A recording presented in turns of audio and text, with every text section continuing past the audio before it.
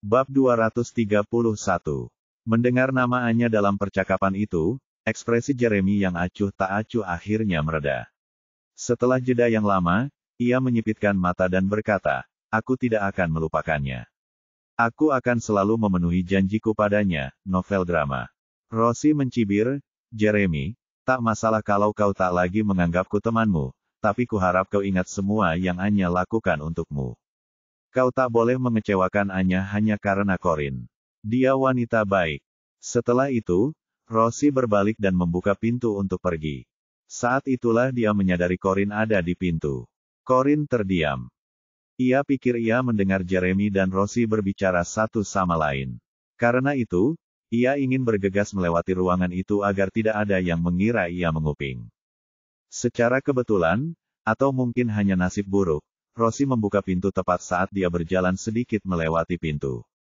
Jadi, sepertinya dia sedang menguping dan tidak sempat kabur secepatnya. Bagaimanapun dia menjelaskan dirinya, dia tetap terlihat seperti tertangkap basah. Corin merengut dan tersenyum canggung, melambaikan tangannya dengan sopan kepada Rosie dan Jeremy yang ada di dalam ruangan. "Hai, percaya nggak kalau aku bilang aku cuma kebetulan lewat?" Jeremy dan Rosie terdiam. Jeremy mengerutkan alisnya dan menatapnya dengan mata dalamnya. Rosie tersadar kembali dan mengerutkan bibirnya sambil menatap Corin. Kemudian, ia sengaja menatap Jeremy dan berkata, "Jeremy, aku yakin kau akan menepati janjimu, dan Anya juga akan percaya padamu." Setelah itu, ia berjalan kembali ke kamarnya. Namun, langkahnya terhenti ketika sampai di sisi Corin, dan dengan nada yang hanya bisa didengar oleh mereka berdua, ia bergumam di telinga Corin, "Corin, nikmatilah ini selagi masih bisa. Anya akan segera kembali. Saat itu tiba, kau akhirnya akan tahu siapa wanita terpenting di hati Jeremy." Mata Corin bergetar, namun dia tetap tenang. Kenapa dia perlu tahu siapa wanita terpenting di hati Jeremy? Itu bukan urusannya. Lagi pula, kenapa dia harus repot-repot menunggu Anya kembali? Saat itu, kontak antara dia dan Jeremy sudah berakhir, dan mereka seharusnya berpisah. Rosie pergi. Jeremy menghampiri Corin dan menatap rambutnya yang agak basah. Ia mengerutkan alisnya dan berkata dengan nada menggurui, "Kau mau kemana dengan rambut basah seperti itu?" Corin mendesah tak berdaya. Annie sedang mengeringkan rambutnya beberapa menit yang lalu sampai Sunny datang. Karena itu, rambutnya masih sedikit lembab. "Keponakanmu dan kakak iparmu sedang bertengkar di kamar kami. Aku keluar untuk menenangkan diri. Aku juga berpikir untuk pergi melihat beruang malang itu." Kakak ipar. Jika ia menggunakan istilah ini untuk merujuk pada Sunny, itu berarti ia menyadari sesuatu. Namun, ia tidak mempedulikannya dan membicarakan sesuatu yang kurang relevan. Jeremy menyipitkan matanya. "Corin, ada yang ingin kau tanyakan?" Bab 232. Corin menjawab dengan acuh tak acuh, "Tidak ada." Cahaya redup dan rumit muncul di mata Jeremy. Keduanya melakukan kontak mata, dan suasana menjadi canggung. Tiba-tiba, Jeremy mengerutkan kening dan menoleh ke samping untuk batuk, yang membuat Corin khawatir. "Tuan, apakah Anda sakit?"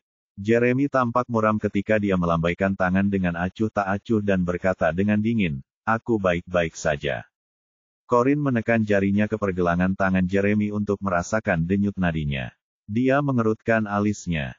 Gua tempat mereka berada basah, dingin, dan lembab. Sebagai seorang pria sejati, Jeremy memberikan jaketnya kepada wanita itu sebelum mereka tertidur di dalam gua. Wajar saja jika Jeremy terkena flu. "Tuan, Anda masuk angin. Tutupi diri Anda dengan selimut tebal agar keringat keluar saat tidur malam ini, dan Anda akan baik-baik saja besok. Kau bisa tahu hanya dengan merasakan denyut nadiku." Jeremy menatap Corin dengan rasa ingin tahu. Ia ingat Corin yakin ia keracunan setelah ia tak sengaja memakan makanan yang dimasak Sherlyn terakhir kali hanya dengan merasakan denyut nadinya. Corin mengangguk. Sedikit. Jeremy terkesan. "Kamu pernah mempelajarinya sebelumnya?" Corin menggelengkan kepalanya. "Tidak juga. Aku tumbuh besar di sebuah biara di pedesaan.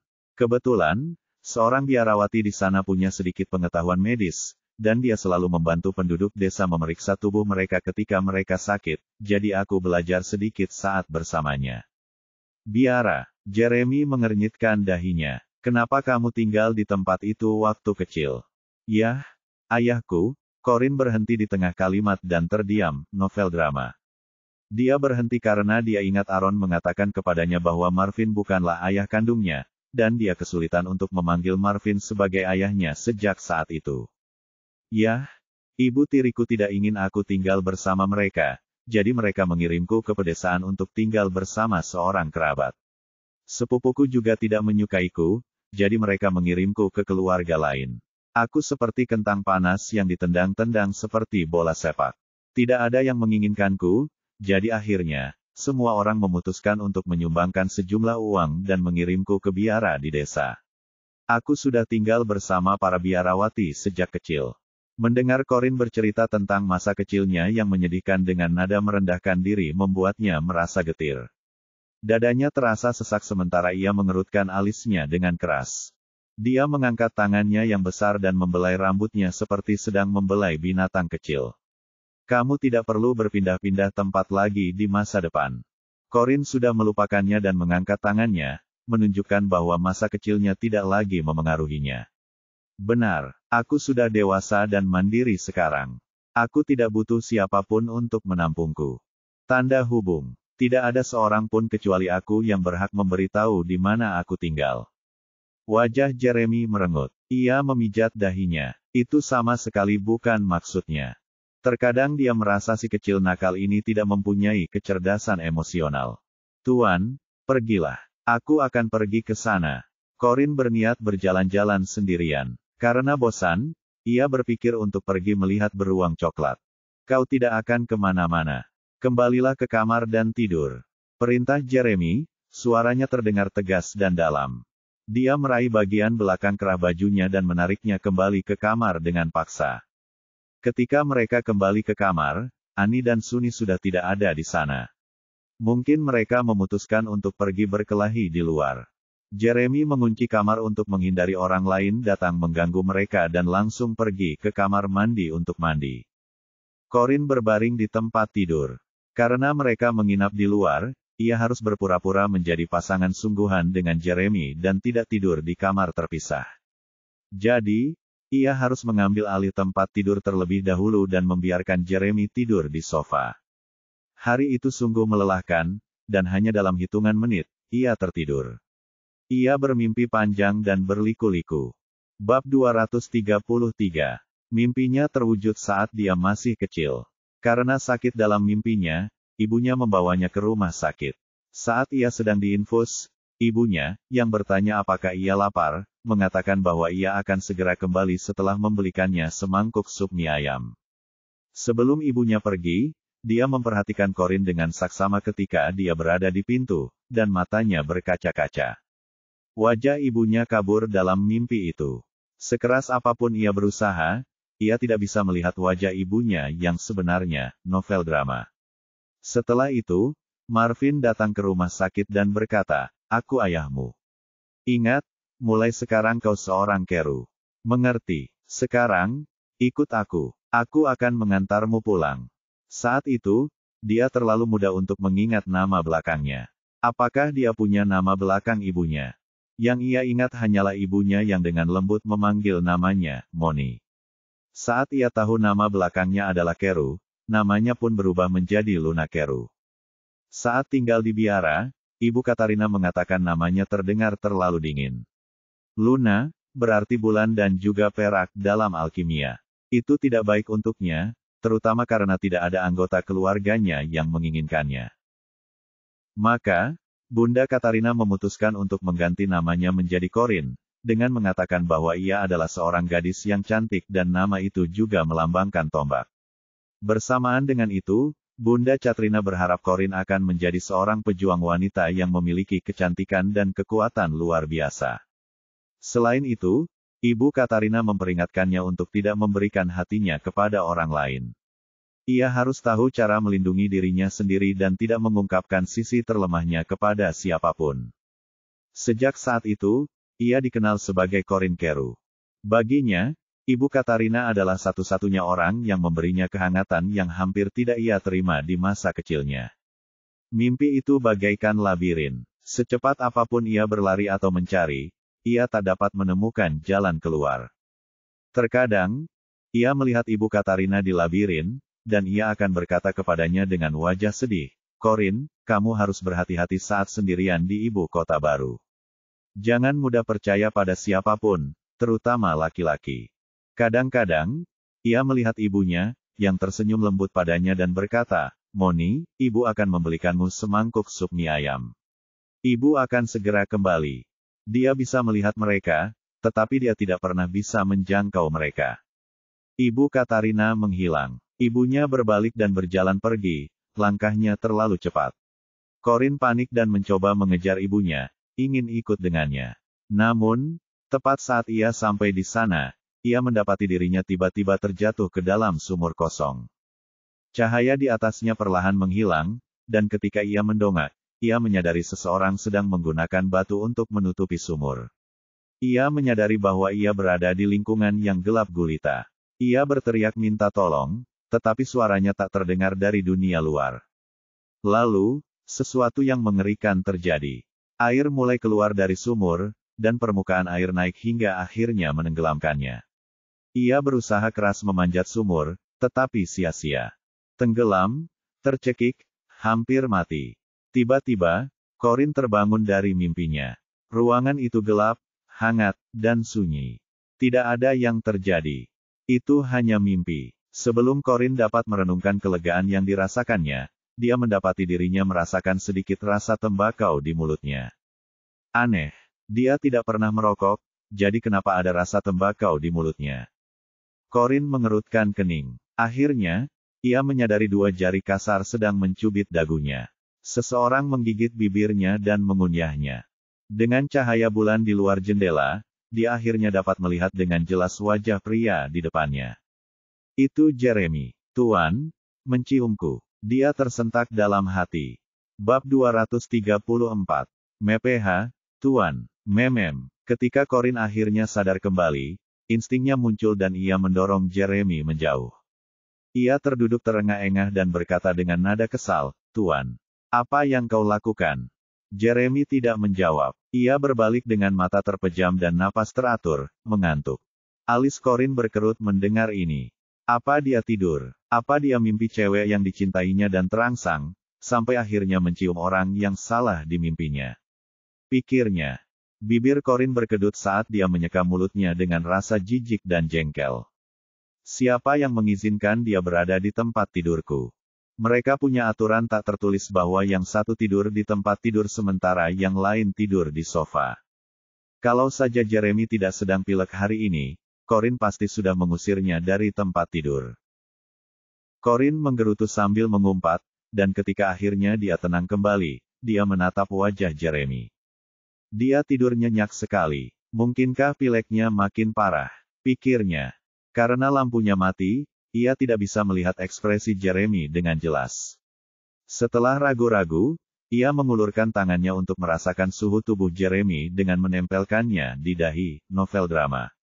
Bagus. Dia tidak demam. Jeremy tidak punya selimut dan tidur nyenyak dengan piyamanya. Wajahnya yang tampan tampak semakin menawan dengan cahaya bulan yang menyinari wajahnya. Akibat ciuman tak sengaja yang mereka alami beberapa detik yang lalu, Corin merasa bingung saat menatapnya. Ia mendengus dan membantu menyelimuti tubuh Jeremy. Merasa satu selimut saja tidak cukup, ia pun turun ke bawah dan pergi ke lemari untuk mengambil selimut tambahan dan memakaikannya pada suaminya. Ia menyelipkan selimut itu dengan rapi, berharap selimut itu bisa membantunya berkeringat. Dia berbaik hati memberinya tempat tidur hanya karena dia sakit. Jadi, hanya ada satu tempat baginya untuk tidur malam ini, yaitu sofa. Ketika ia berbalik, ia mendengar sesuatu jatuh ke lantai. Menoleh ke belakang, ia melihat kedua selimut itu jatuh ke lantai. Jeremy mengubah postur tubuhnya dan melanjutkan tidurnya dengan nyenyak. Corin mengerutkan kening. Dia sudah dewasa, dan orang dewasa tidak akan menendang selimutnya. Tanpa pilihan lain, dia mengambil selimut dan meletakkannya kembali ke tubuhnya sebelum dia berjalan ke sofa. Namun, tak lama kemudian ia mendengar suara jatuh lagi. Ia menoleh ke belakang, dan seperti dugaannya, selimut-selimut itu kembali tergeletak di tanah. Ia berulang kali menutupinya dengan selimut, tetapi setiap kali selimut itu jatuh begitu ia berbalik. Rasanya terlalu melelahkan baginya. Dia tidak tega meninggalkannya seperti itu karena Jeremy sedang pilek. Kalau dia tidur tanpa selimut, dia pasti demam keesokan harinya. Corinne menarik napas dalam-dalam dan menenangkan diri. Untuk terakhir kalinya, ia menyelimuti Jeremy, naik ke tempat tidur, dan tidur di atasnya, menggunakan tangannya untuk menekan selimut agar Jeremy tidak bisa menendangnya. Dia menyerah dan berpikir untuk menghabiskan malam dengan tidur seperti ini. Bukannya mereka mabuk atau salah satu dari mereka diracuni, jadi dia percaya tidak akan terjadi apa-apa. Dia menganggap itu sebagai cara untuk memberi kompensasi kepada Jeremy, cara untuk mengungkapkan rasa terima kasihnya kepada Jeremy karena bergegas menuruni tebing untuk menyelamatkannya dan tidak meninggalkannya. Akan tetapi, yang tidak disadarinya adalah bahwa bibir Jeremy melengkung membentuk senyum kecil diam-diam. Pada hari kedua, Corinne terbangun setelah cukup tidur. Ia menggosok matanya dan duduk, meregangkan tubuhnya. Saat dia melakukannya, Jeremy keluar dari kamar mandi dan menyapa, "Nona Corinne, apakah Anda tidur nyenyak?" Bab 235. Entah kenapa, Corinne merasa malu dan berhenti di tengah-tengah peregangan. Ia ingat bagaimana Jeremy tiba-tiba menciumnya dan terus menendang selimutnya. Tidak begitu bagus," jawabnya. Dia mungkin tidak sadar apa yang telah dilakukannya tadi malam karena dia tidur sangat nyenyak, ejeknya. Jeremy menyipitkan matanya. "Benarkah? Waktu aku bangun pagi ini, aku melihatmu tersenyum dalam tidurmu. Kupikir kau pasti sedang bermimpi indah." Wajah Corinne memerah. Ia menjadi malu, seolah-olah ia telah membaca pikirannya. Terus terang saja, dia bermimpi indah di penghujung malam. Anehnya, dia berhasil tertidur dengan cepat setelah dia menghentikan Jeremy menendang selimut dengan tidur di atasnya. Ia memimpikannya makanan lezat, hewan-hewan kecil yang lucu, dan pertunjukan lelucon yang lucu. Mimpi itu benar-benar berbeda dari mimpi buruk sebelumnya. Ia sangat bahagia di mimpi kedua. "Hei, Tuan, apakah ada yang bilang padamu kalau menatap orang yang sedang tidur itu tidak sopan?" "Tidak." Corinne memanyunkan bibirnya. "Nah, sekarang kau tahu. Tolong jaga jarak saat seseorang sedang tidur, dan jangan mengintip." Jeremy mengancingkan kemejanya dengan tenang dan berkata, "Aku tidak perlu repot-repot. Aku menatapmu sekitar 1 menit, dan kau meneteskan air liur. Air liurmu sampai ke telingamu." Corinne terdiam. Sialan, dia menyebalkan sekali. Novel drama. Dia menelan ludah dan tanpa sadar menyeka bekas air liur di wajahnya. Jeremy memutuskan untuk berhenti menggodanya dan berkata, "Baiklah. Sudah waktunya bangun. Kita bisa menikmati pagi hari, dan kita akan berangkat sore harinya." "Oh, baiklah." Corinne turun dari tempat tidur dan memasuki kamar mandi untuk menyegarkan wajahnya yang tidak bahagia dan rambutnya yang kusut. Kilatan lembut melintas di mata Jeremy saat dia melihat ekspresi kesal wanita itu. Rasanya akan sangat menyenangkan jika dia bisa bangun setiap pagi dan melihat wajah mengantuknya. Setelah Corinne siap, ia dan Jeremy pergi ke restoran di resor untuk sarapan.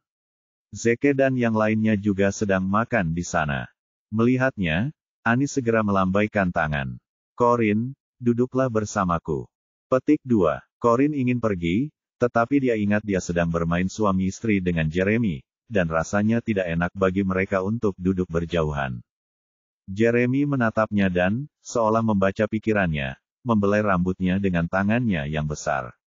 Seolah-olah ia seorang wali, ia berkata, "Pergilah." Corinne sangat gembira dan segera duduk di samping Annie. Jeremy memperhatikan sampai dia duduk, lalu dia pergi ke tempat duduknya sendiri dan menarik kursinya agar duduk dengan elegan.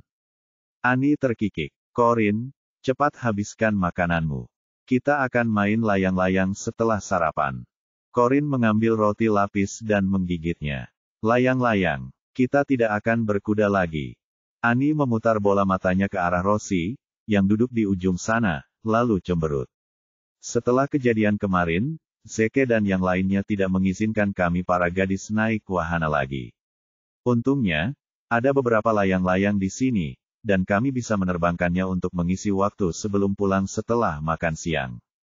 Corin minum susu dan mengangguk. Tentu, sudah lama sekali aku tidak menerbangkan layang-layang. Aku juga, seru Annie. Aku ingat terakhir kali aku main itu waktu kelas 3 SMA. Aku nggak kayak orang yang belum lulus SMA. Wajah Sunny memucat, dan ia menggeram, "Hei, awas saja, Annie Levin. Aku sama sekali tidak mengganggumu hari ini." Bab 236. Annie tertawa terbahak-bahak sambil memeluk perutnya, kepalanya terangkat. "Apa aku sedang membicarakanmu? Aku tidak menyebut siapapun secara khusus. Apa yang membuatmu berpikir aku sedang membicarakanmu?" Mata Sunny melebar karena marah. "Kamu." Sebelum mereka sempat berdebat, Corin menghentikannya. "Baiklah, diam dan makan sarapanmu. Jangan bicara saat makan, nanti kau bisa tersedak." Annie mengangguk patuh dan mendengarkan apa yang dikatakan Corin. Sunny, di sisi lain, menatap Corin dan mendengus bangga sebelum melanjutkan makan omeletnya. Sementara itu, Rosie menyaksikan segalanya, dan kejahatan melahap matanya. Ia tak tahu tipu daya apa yang Corin gunakan untuk memikat Jeremy dan mengendalikan Annie, yang selalu manja. Bahkan Sunny pun tersihir dan menurutinya. Situasinya berbahaya. Corin tampak murni dan naif, tetapi dia adalah musuh yang jauh lebih kuat daripada yang awalnya diduga Rosie. Cuacanya bagus. Langit cerah, dan anginnya tidak terlalu kencang atau terlalu lemah, sempurna untuk bermain layang-layang. Corin mengangkat layang-layang walet tinggi-tinggi sementara Annie memegang ujung tali yang lain dan berlari. Perlahan, layang-layang itu terbang ke langit. Layang-layang itu terbang tinggi, dan kedua gadis itu pun bergandengan tangan untuk memanjangkan talinya lebih jauh lagi. Terlihat jelas betapa asyiknya mereka. Tiba-tiba, Rosie datang membawa layang-layang kupu-kupu dan bertanya kepada Annie sambil tersenyum lembut, "Hei, Annie. Bisakah kamu membantuku menerbangkan layang-layang ini juga? Aku tidak bisa melakukannya sendiri, dan aku juga tidak pandai." Annie berbalik dan menatapnya tajam saat senyum di wajahnya lenyap. Ia memutar bola matanya dan berkata dengan sedih, "Maaf, aku sedang tidak senggang. Tidakkah kau lihat aku sedang sibuk menerbangkan layang-layang ini dengan Corin? Cari tahu sendiri." Wajah Rosie membeku. Corin menoleh sambil merapikan tali layang-layang. Ia mengangkat alisnya. "Nona Rosie, kalau tidak keberatan, saya bisa membantu Anda memegang layang-layangnya. Anda bisa berlari dan menerbangkan layang-layangnya sendiri." Rosie menatapnya tak percaya. "Kau begitu baik hati mau membantuku." Corin mengangkat bahu acuh tak acuh. "Tidak masalah kalau kau tidak percaya padaku." Rosie mengungkapkan jati dirinya kepada Corin kemarin, jadi tidak ada alasan baginya untuk berpura-pura lagi. Ia lebih suka menerbangkan layang-layang daripada membiarkan Corin membantunya. Karena itu, ia pun pergi sendiri. Annie tentu saja kesal. "Corin, kenapa kamu bicara dengannya setelah dia mencoba menyakitimu kemarin?"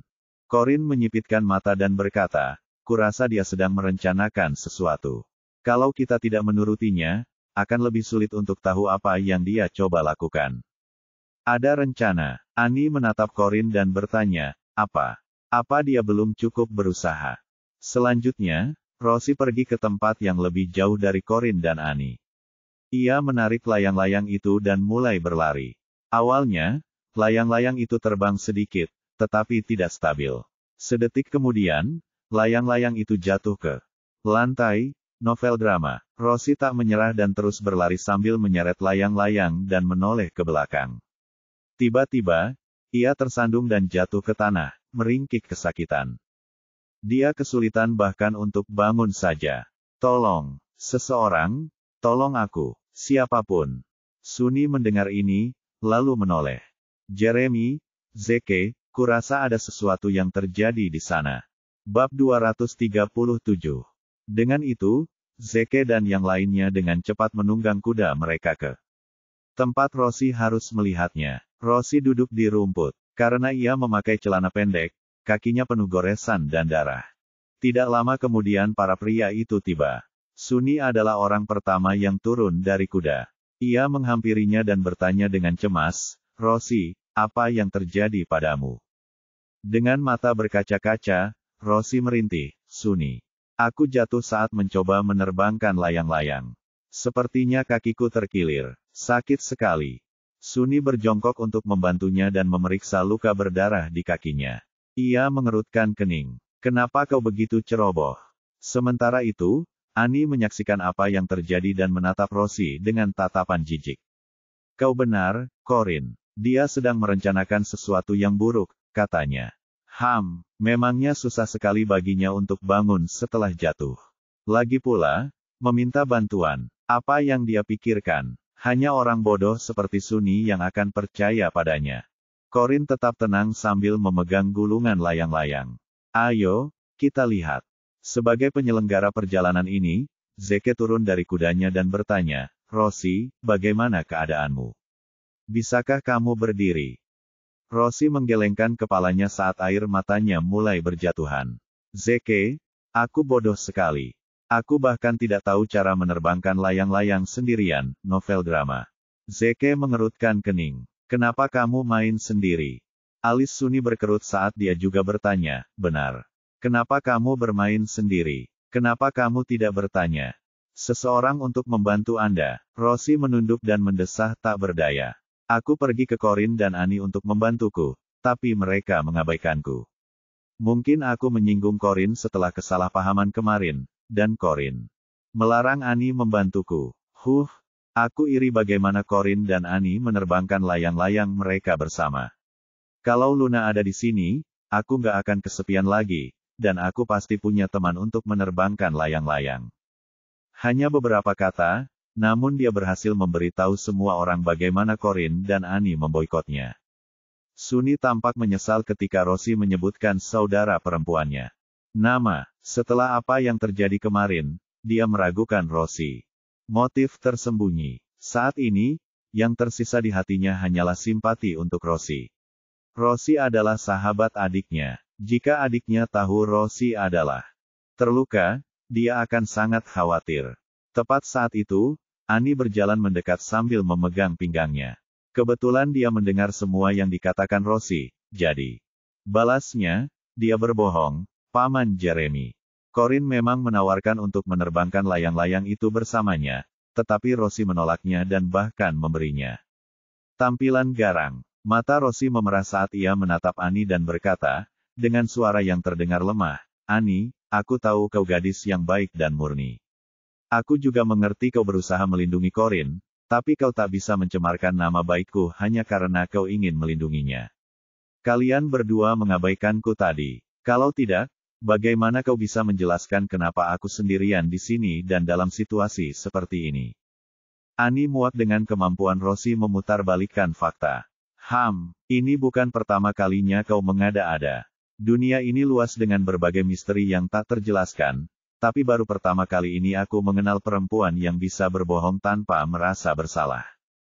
Ani, aku tahu aku salah kemarin, dan aku memang salah. Tapi aku tidak berbohong hari ini, isak Rosie dengan keras sambil bersandar di bahu Suni seolah-olah seseorang menjebaknya karena melakukan sesuatu yang tidak dilakukannya. Namun, melihat Rosie yang berlinang air mata, hanya membuat Ani geli, dan dia berbalik dan melihat Jeremy, yang masih menangis. Kuda, Paman Jeremy, kamu tidak boleh percaya wanita ini. Dia melakukan ini sengaja dilakukan seolah-olah dia tidak takut dengan semua kekacauan yang dia alami. Menciptakan dan mencoba mencemarkan nama baik Corin. Jeremy menatap Ani dan Corin, yang berdiri diam tak jauh darinya. Akhirnya, ia memelototi Ani dengan tajam. Dia mengangkat dagunya dan berkata pada Suni, bantu dia memulai usahanya. Bab 238. Suni mengangguk dan membantu Rosie yang sedang bersandar di bahunya sambil menangis, untuk berdiri. Rosie berhenti menangis dan berusaha berdiri dengan bantuan Suni, tetapi kaki kanannya terasa sakit, dan ia tak sanggup berdiri. Wajahnya berubah pucat menjadi hijau, dan dahinya bermandikan keringat. Ini bukan sesuatu yang bisa ia lakukan dengan berpura-pura. Suni merasa kasihan pada Rosie, melihat dia sangat menderita. Rosie, kamu bisa saja mengajakku menerbangkan layang-layang itu kalau tidak ada yang mau. Kenapa kamu harus sok kuat? Rosie menahan rasa sakitnya dan berkata dengan lemah, Suni, kamu kan laki-laki. Kamu pasti tidak suka main layang-layang, terlalu kekanak-kanakan. Lagi pula, kurasa tidak akan sesulit itu, jadi aku berpikir untuk mencobanya sendiri. Heh, aku terlalu melebih-lebihkan diri sendiri. Aku memang terlalu bodoh. Sunny mendesah penuh belas kasihan dan meletakkan lengan Rosie di bahunya. Baiklah, Rosie, berhenti menyalahkan dirimu sendiri. Aku akan membantumu naik ke atas kuda untuk kembali ke resor agar dokter bisa memeriksa cederamu. Tidak baik jika tulangmu cedera. Itu akan memengaruhi performamu. Sunny meminta Zeke untuk datang membantunya. Keduanya menggendong Rosie dan membiarkannya menunggang kuda. Kemudian, Sunny menuntun kudanya dan berjalan cepat menuju resor. Zeke dan yang lainnya mengikutinya. Sepertinya Rosie. Kondisi kali ini cukup serius, dan mereka berharap itu tidak akan terlalu merugikan. Jeremy tetap di tempat yang sama.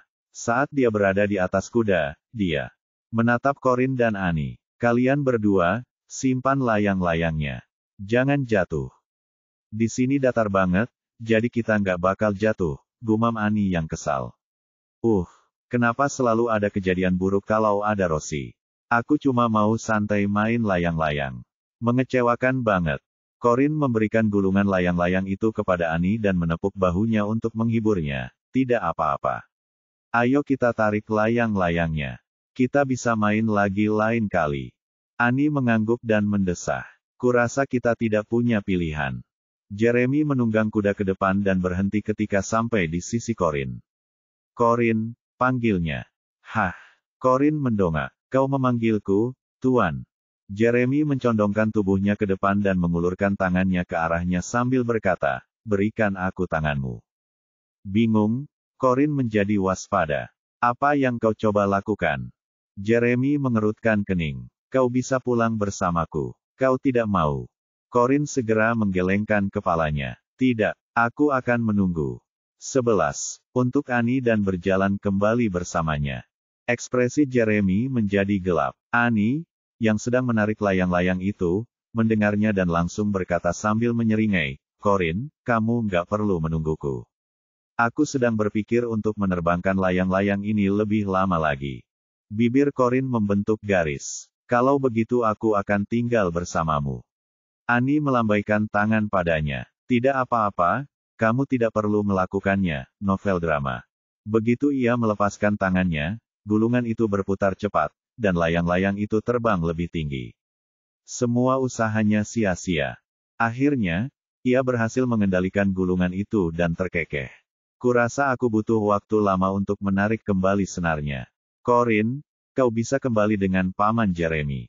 Corin tahu Annie sedang menciptakan kesempatan bagi dia dan Jeremy untuk bersama, tapi dia tidak bisa memberitahunya bahwa mereka melakukannya.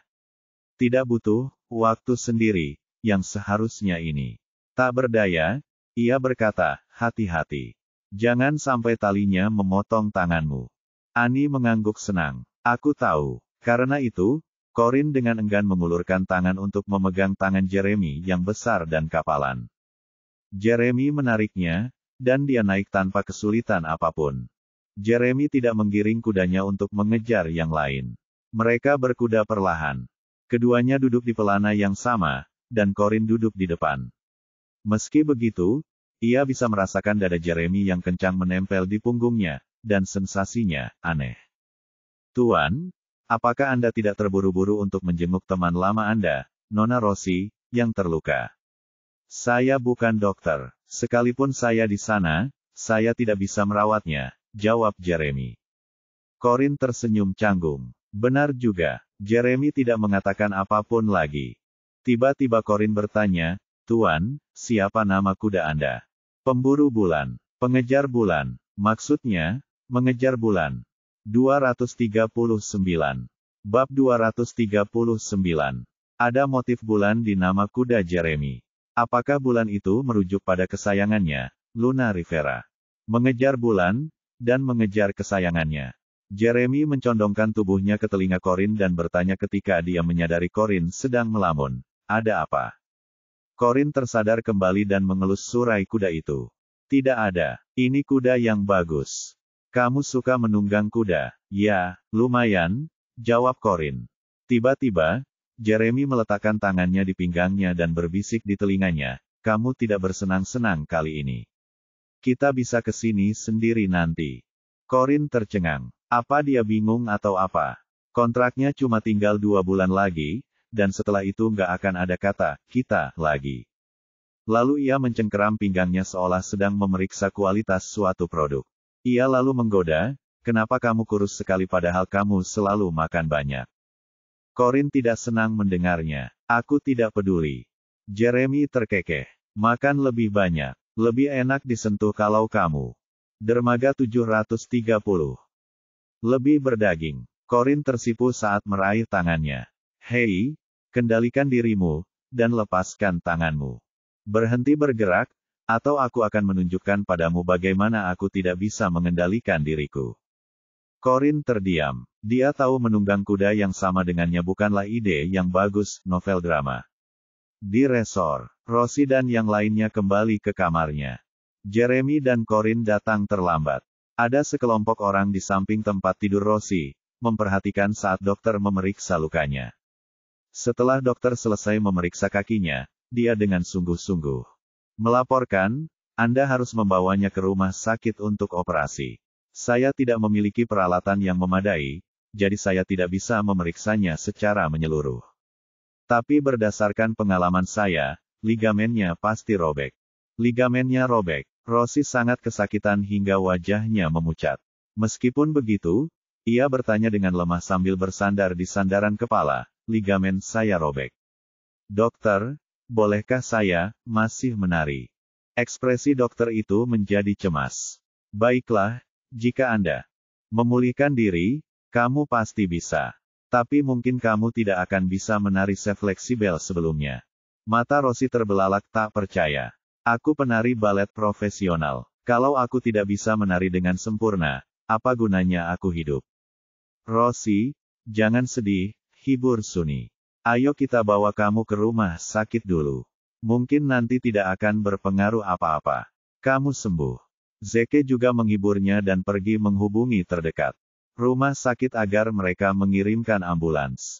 Rosie tampak sangat sedih sambil menangis sejenak, lalu mengeluarkan ponselnya untuk menelepon seseorang. Orang di ujung telepon menjawab. Halo, Luna. Kurasa aku tak sanggup lagi, katanya lemah. Kalau ada kehidupan setelah kematian, ayo kita jadi sahabat lagi. Jaga dirimu baik-baik. Saat dia menutup telepon, dia pingsan karena kesakitan.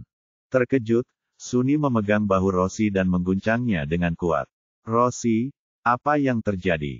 Bangun, dokter, periksa dia. Dokter mendekat dan membuka kelopak mata Rosie. Dia baik-baik saja. Dia pingsan karena rasa sakitnya, dan dia terlalu emosional. Tetap saja, yang terbaik adalah mengirimnya ke rumah sakit sesegera mungkin. Saat itu juga, ponsel Sunny berdering. Sekilas melihat ide peneleponnya membuatnya terkejut, tetapi ia segera menjawab panggilan itu. Anya, aku bersama Rosie. Jangan khawatir. Dia terjatuh dan terluka, dan dia agak emosional, tapi dia tidak dalam bahaya. Jangan khawatir. Aku akan menjaganya. Oh. Jeremy juga ada di sini. Oke. Sunny berbalik dan berjalan ke arah Jeremy dengan teleponnya. Jeremy, adikku sedang menelepon, dan dia ingin bicara denganmu. Bab 240. Jeremy tanpa ragu menerima telepon dari Sunny. Ia berbalik dan keluar ruangan untuk berbicara di telepon. Corin menoleh ke belakang dan memperhatikannya berjalan keluar. Ia mengangkat alisnya sambil memikirkan sesuatu. Zeke, yang tadinya pergi menghubungi rumah sakit, masuk dan memberitahu semua orang, jangan khawatir, rumah sakit sedang mengirimkan ambulans. Rosie akan segera dirawat.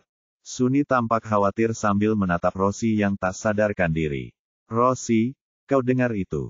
Ambulans akan segera datang. Semuanya akan baik-baik saja. Namun, tidak ada reaksi dari Rosie. Dokter pun menghampiri Rosie untuk memeriksa kondisinya dan memijat pelipisnya. Baru kemudian ia terbangun dengan wajah meringis. Meskipun sudah bangun, ia tampak lemah dan putus asa, seolah-olah kehilangan semangat untuk hidup. Kakiku sudah tidak bisa berfungsi lagi. Kenapa kalian mencoba menyelamatkanku? Biarkan saja aku mati. Rosie, jangan berpikir begitu, hibur Sunny. Kamu kan sahabat adikku. Dia pasti sedih melihatmu seperti ini. Mata Rosie tampak lebih bersemangat ketika Sunny menyebut adiknya. Dia kemudian menghela napas dan berkata dengan sinis, Luna adalah satu-satunya seseorang yang peduli padaku. Sunny berkata dengan yakin, Rosie, semua orang di sini peduli padamu. Benar, Zeke. Zeke mengangguk pelan dan tersenyum. Benar, Rosie. Santai saja dan dengarkan dokter. Dapatkan perawatan yang tepat untuk kakimu. Setelah pulih, kamu bisa menemukan terapis fisik terbaik untuk meningkatkan fleksibilitasmu. Kami yakin kamu akan tetap menjadi penari balet terbaik. Sunny mengangguk penuh semangat. Ya, Zeke benar. Meski begitu, Rosie menggelengkan kepalanya lemah. Zeke, kamu tidak perlu menghiburku. Dokter sudah bilang aku tidak akan bisa kembali lentur. Zeke tersenyum getir. Ia tak tahu harus berkata apa lagi karena Rosie sedang dalam suasana hati yang begitu negatif. Saat itu, Tommy mengetuk pintu dan masuk. Nona Rosie, setelah mempertimbangkan dengan matang, atasan saya memutuskan untuk menunda penarikan investasinya untuk sementara. Beliau akan membuat keputusan akhir setelah laporan keuangan triwulan berikutnya. Laporan telah dirilis. Mohon fokus pada pemulihan kaki Anda, dan jangan merasa stres memikirkan hal lain. Semangat kembali ke wajah Rosie yang cemberut setelah mendengar berita itu. Benarkah? Tommy mengangguk dengan serius. Ya, majikanku sudah meloloskannya. Petunjuk. Akhirnya, Rosie merasa terhibur dan kembali berharap. Matanya berkaca-kaca saat ia tersentuh oleh kabar tersebut. Aku tahu Jeremy masih menganggapku temannya. Tommy, tolong ucapkan terima kasih kepada Jeremy atas namaku. Katakan padanya, keluargaku tidak akan mengecewakannya saat ia menerima laporan keuangan triwulan berikutnya. Novel drama. Baiklah, aku akan melakukannya, jawab Tommy. Setelah itu, ia berbalik dan melihat sekeliling ruangan. Akhirnya, ia menatap Corinne, yang telah menyembunyikan diri dengan berdiri di sudut. Ia menghampirinya dan berkata dengan hormat, Nyonya, silakan ikuti saya. Tuan Jeremy telah memerintahkan saya untuk mengantar Anda dan Nona Annie pulang. Corinne menatap Tommy dan bertanya dengan tenang, bagaimana dengan dia?